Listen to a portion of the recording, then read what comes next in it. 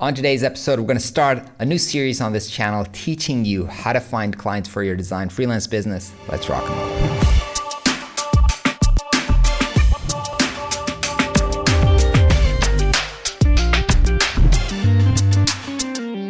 Hey designer friends, what is up? Welcome to Flux. My name is Ran Segal. I've been a designer for over 20 years now.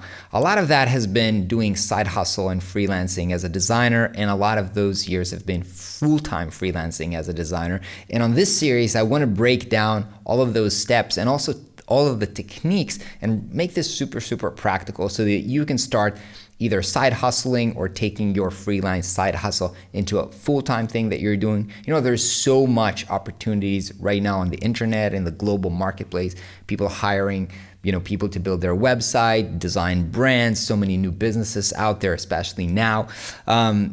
Design products. I mean, there's so much work out there, and you're probably thinking, I want to be a part of this. I want to, make a side hustle. I want to start freelancing. I want to do creative work. I want to practice my skill as a designer while making money out of things that I love. And our goal here is to help you start taking, part in this ecosystem. Now, I'm going to assume that you're either very early on, you don't have a big brand, a big portfolio yet, and you just want to start building towards that. So first thing I want to cover here is understanding the actual framework, the high level of what we're trying to do so that we can put the practical things actually in context. So the first thing, when people hire other people or buy stuff, they usually do it because there's three things that are going right. And those three things is they know this thing, they know that this product or service or person exists. Otherwise, obviously they can't hire if they don't know that they can hire this person.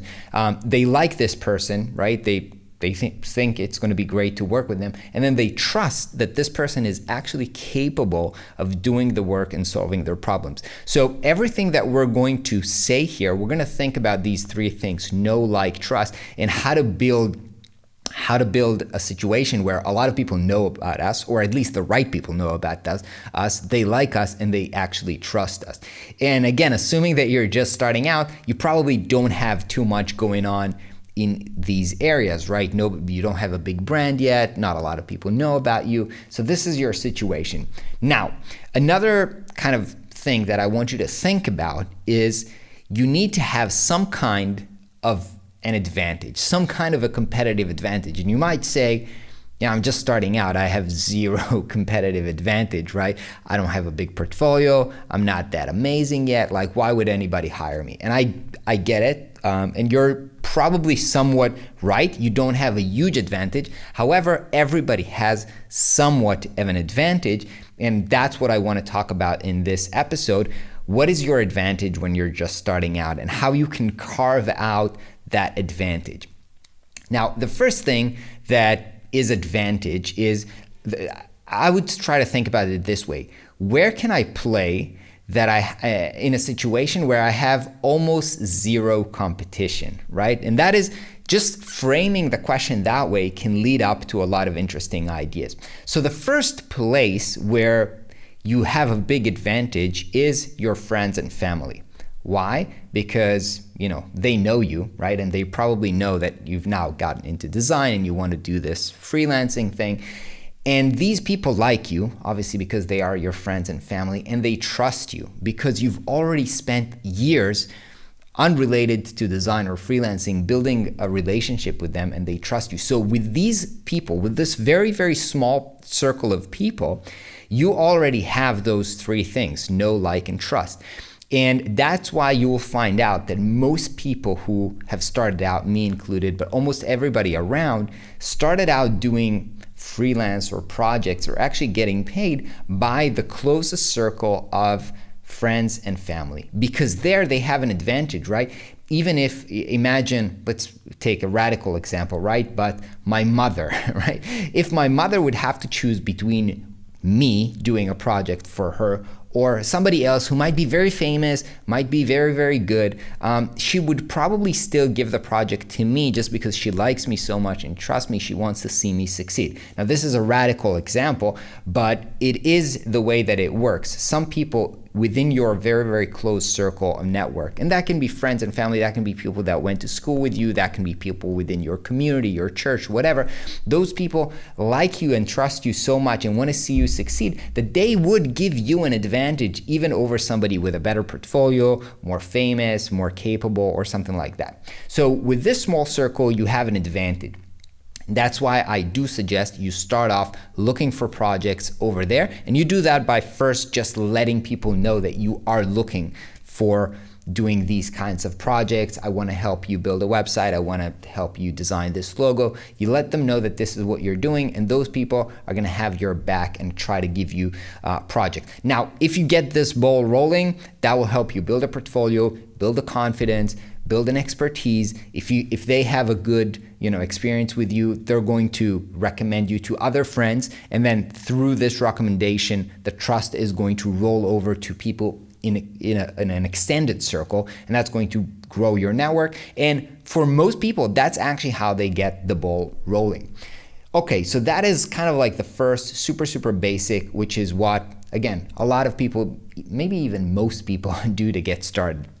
Now, I would still try to think about what other things can I have an advantage on. And the next thing that I want to share with you is try to be as local as possible. And what do I mean by that? A lot of people today, especially if they're not coming from a hot market like I'm living on, in the US in a big city, if they're living in a rural area, one of the most common things I will hear is, I want to work for global international clients around the world because perhaps I'll be better paid and so forth, and it's more interesting. That being said, everybody is competing for these cool, high-paying, amazing projects. And as I said, if you're just starting out, you want to look for the things where you have some competitive advantage. And when you look in your local market, and a local market can be your city, your town, again, your community or something like that, that's when you have an advantage. Why? Because you are actually there. You can actually go down the street to this restaurant or this local business, meet these people face to face, shake their hand and offer to help them.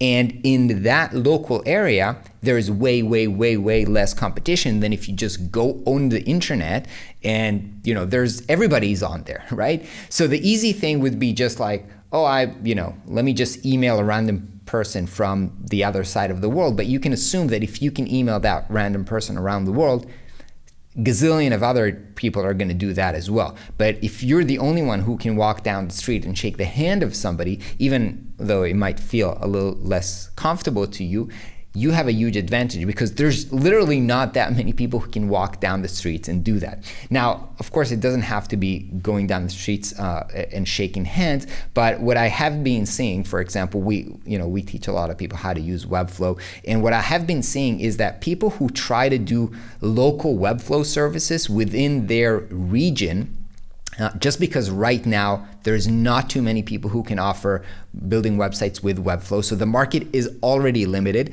And if you're trying to, limit, I'm based, let's say, in Tel Aviv, Israel. So if I offer Webflow services to clients within Tel Aviv, there's the market or the competition that I have within this city or region is way less smaller, and you can assume, and I think it's an accurate assumption, that most clients would rather work with people who are within their vicinity, who can perhaps come into their office. And right, this is pre-COVID, let's say. Right now everybody works remotely anyway, but it's still worthwhile that you are in the same city or in the same time zone, speaking the same language, and have the same cultural understanding of what's going on. So when you try to focus on a very small or at least contained local market, you again create yourself a big advantage. So I'm saying this again, because the obvious thing, or the thing that most people are trying to do, is hit up on these huge global market. Let me get this San Francisco startup or something like that. And I'm just saying, Yes, it's okay. You can do that, but there's tons and tons of competition there. Try to think about where can you compete with an advantage, and I think that within your local market, you'll have a huge advantage. The last thing that I can say about, again, creating some kind of advantage for you is how can you be part of small groups that are also contained, right? That there's kind of a, again, limited number of people competing within that. A great example that I have been seeing, again, with people who are doing Webflow right now is the Webflow Experts program. Because the program is very, very limited, people who apply, not a lot of people get in, but the people who are in this program, because it's, you know, it's kind of a database of pretty small number of people who are in this database.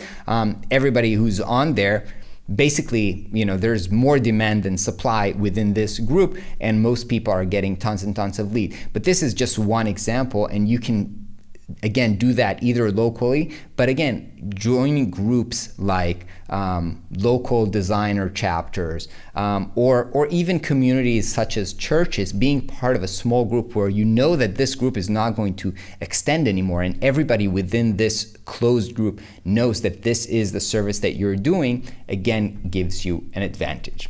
All right, so to sum up what we've been talking about here, the overarching strategy of what you're trying to do is you're trying to get people to know you, like you, and trust you. And you want to think about at the first stage, how can I create an advantage for myself by limiting the number of people that I am competing with when trying to find clients. Make sure you're subscribed to the channel. Let me know if you like this video, because we're going to make a whole series for it. And I'm going to see you in the next video. Peace out.